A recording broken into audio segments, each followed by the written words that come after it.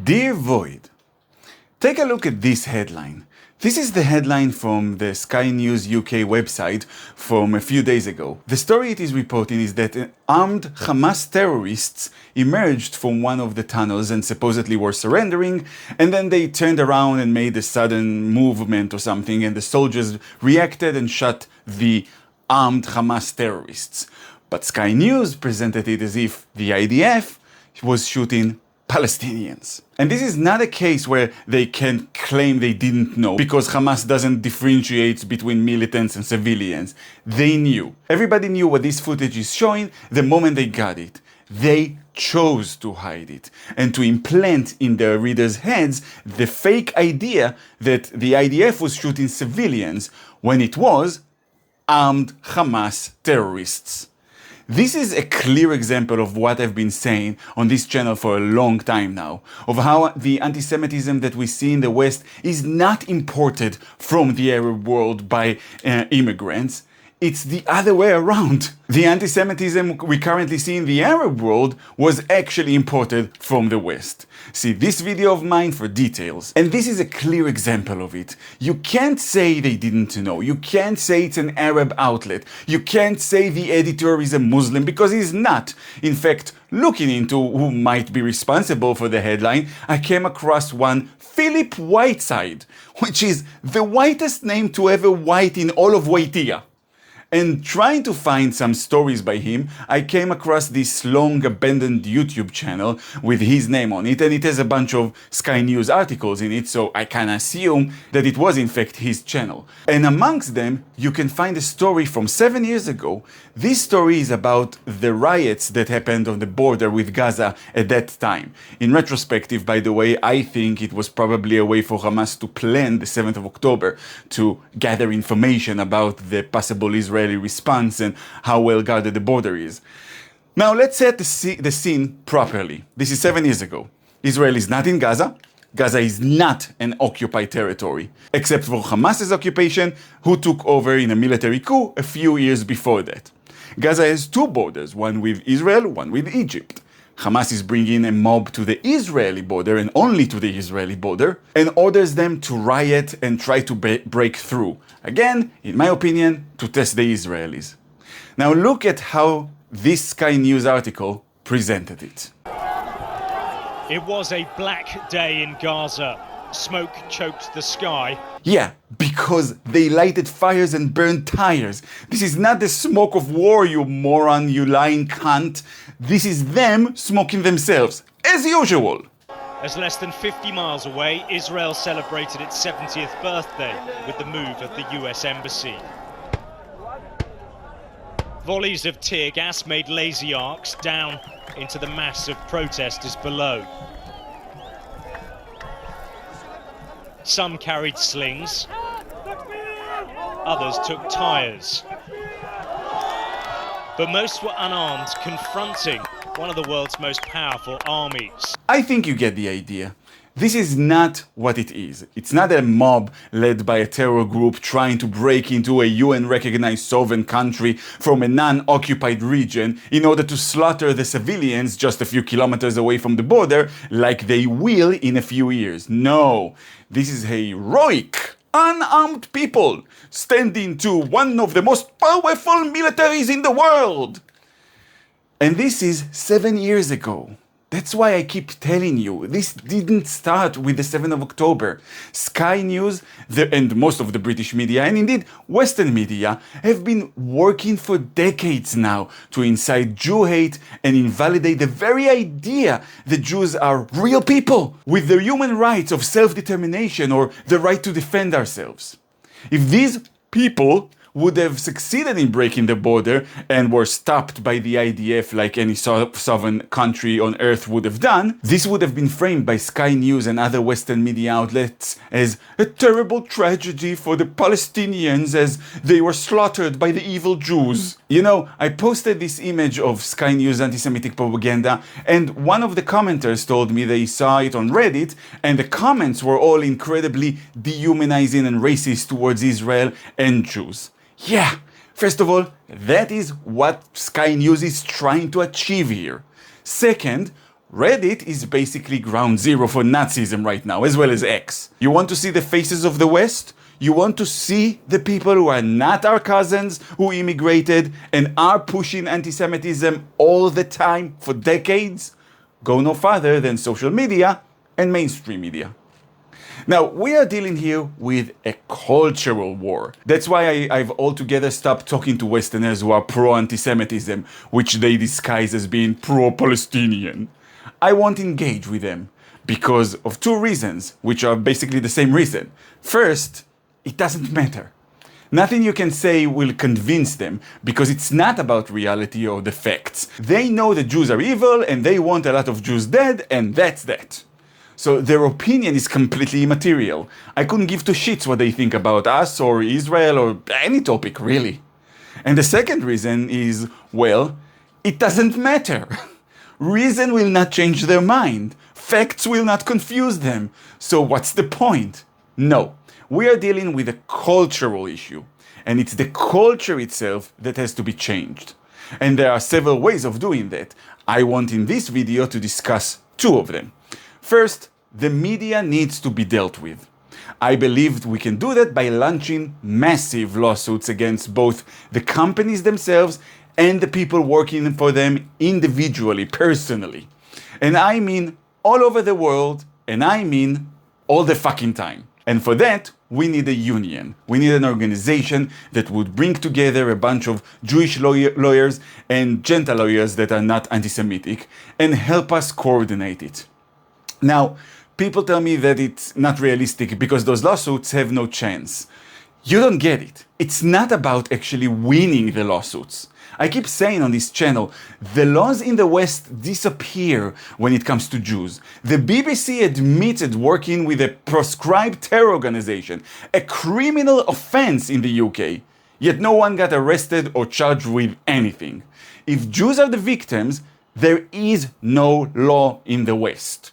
So I have no doubt those lawsuits won't succeed, even those that objectively should succeed. But the point of it would be to A, tire the system, make it too aggravating and time and resource consuming to lie about us like that.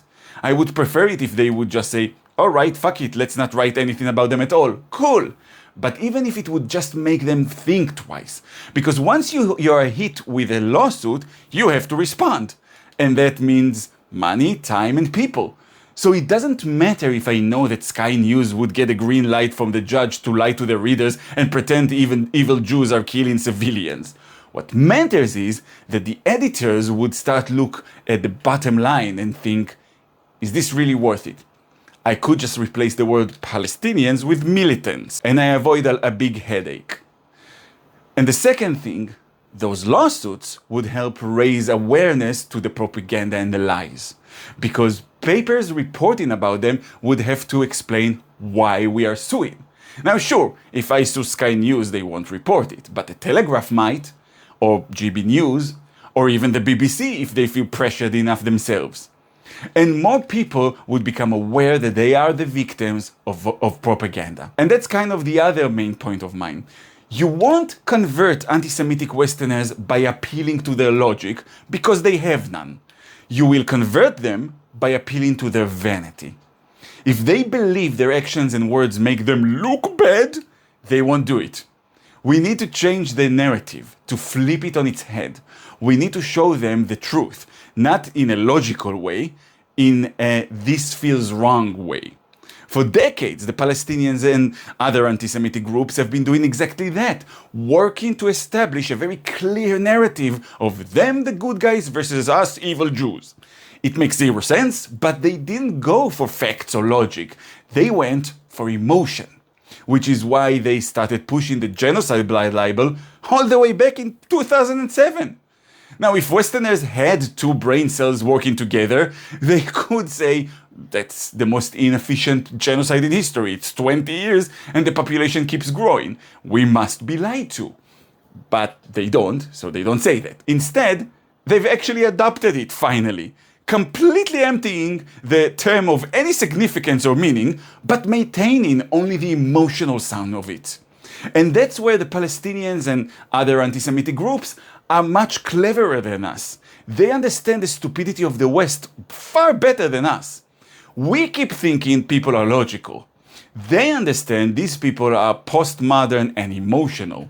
They're morons, in short. And the Palestinians are playing the long game, and so should we.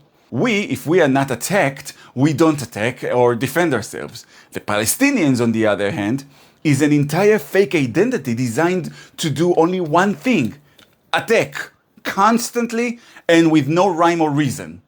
So they have been doing this since 1967, when their fake identity first appeared. We need to learn from them. We need to change the narrative. And for that, we need to change the words. You control the language, you control the narrative. That is what they have taught us. That's why the word genocide was so important. And even though 20 years ago people didn't take it seriously, they kept using it. They never stopped. Everything is genocide. Everything Israel is doing for 20 years now is genocide. And the current tactic is to continue in doing that. And every death in Gaza, natural, accidental, or people murdered by Hamas themselves, it's all being added into the count of the genocide. On the day Hamas executed dozens of Palestinians when the ceasefire started, the ceasefire during which there is a genocide, the Ministry of Health, nothing really means what it means with these people. Everything is fake. It's unbelievable. Anyway, the Ministry of Health reported dozens of new deaths in Gaza that were added into the casualties of the genocide. This is the strategy now. For them, in 20 years, they'll be saying hundreds of thousands and millions and gajillions, bajillions have been killed by the genocide.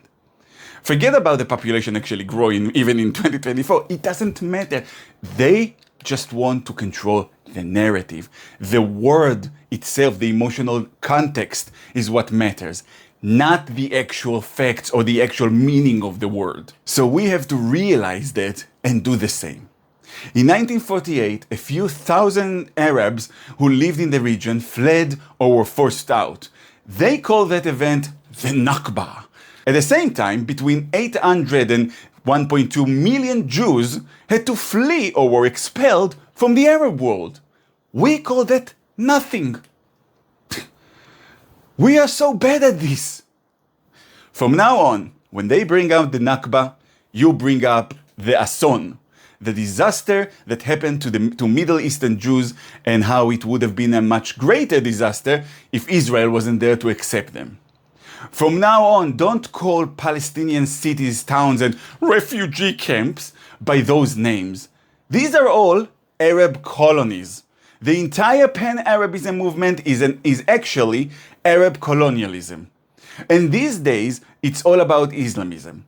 The Palestinians are all a world-conquering movement. Stop making the distinction between civilians and militants or whatever, because A, they don't do it, and B, as an identity, as a culture, it's true. The Palestinians are taught from birth that their entire purpose in life is to murder as many Jews and Westerners as possible in the name of Islamism and Arab colonialism.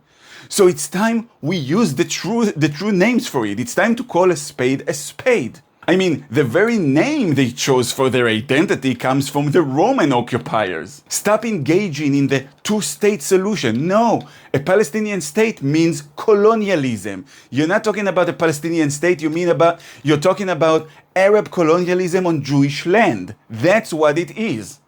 Never use the term West Bank. That's the name given to the region by the Jordanian colonialists. It was always Judea and Samaria, where Jews are from. There was never any other name.